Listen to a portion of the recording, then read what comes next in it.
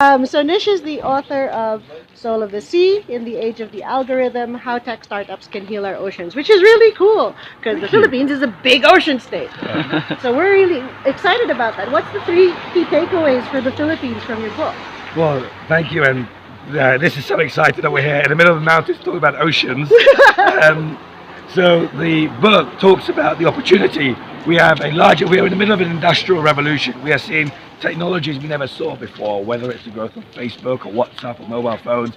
And in the next few years, we'll see things like autonomous self-driving cars, we'll have self-driving planes. But for a large ocean state like the Philippines or where I'm from, the island of Mauritius, we're now going to start seeing self-driving boats, autonomous vessels.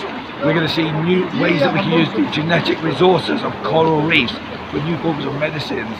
We're going to see technologies where we can generate energy from the ocean in ways we've never done before. So there'll be new sectors of technology. And the really exciting thing is most of the technologies over the next 30 years for the oceans have not been invented yet. So we are at the front of actually inventing new technologies, and something like the Philippines can really benefit from that. Okay, cool. So what do you think are the opportunities for impact investment in ocean tech? I think there's a whole range when you look at what is it that the oceans give to countries. So in terms of impact, the coastal communities are often the poorest in the world, and they look at the ocean in several different ways. One is a source of food. So when we look at food from the ocean, there's some new impact areas about more sustainable seafood, where you can get a higher value for the fish if it's healthier. If there's less heavy metals and less toxins in the fish, can we get a higher price? Also algae and new forms of using vegetables from the oceans as well. So that's a whole new field there. I think second, in terms of identifying new species, most of our species are actually 80% of biodiversity is in the ocean, and we've discovered less than 10%. So actually, how do we start discovering more and more about the species? And some of this biodiversity, about 70% of medicines have compounds that come from organic species. So something like the Philippines could actually be a huge pharmacy for the world. And so there's impact investment opportunities there. And then on the digital side, a lot of the infrastructure to build this relies on strong internet connectivity, even amongst the oceans. So you have to explore opportunities like satellite or drones and other forms of connectivity when you're out on the oceans. All right, awesome. So you've also launched here at Davos the latest State of the Ocean report, the 2019 edition. That's right. So what are the key takeaways from that? Or should we be worried? Should we be optimistic?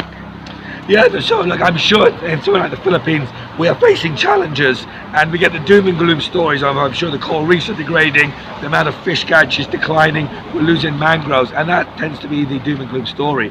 And a lot of that is here, right? We talk about, we have challenges, we're losing our coastal area. Some of it's climate change, some of it's pollution, whether it's plastics or agricultural runoff, some of it's overfishing. However, the thing about this report, it doesn't just talk about the problems, it talks about where some of the opportunities are. Not just solutions to say stop doing things, but where can we start using technology to actually build new opportunities. So in the last 12 months, we've discovered that there are new technologies that involve new forms of aquaculture, new forms of energy in the ocean, even using seaweed to actually build new forms of plastic. You know, a company called Lollyware that builds straws from plastic. And there's been some huge breakthroughs in terms of self-driving vessels, cleanups, environmental DNA, and even how we look at parts of the ocean which don't currently receive a lot of attention. So all of this in the report doesn't just talk about the problems, it talks about the solutions. So for the Philippines, I think hopefully there's an optimistic area here, but we need more investment in order to scale up the impact so that Philippines can be part of the future as well. Thank you so much, Nish.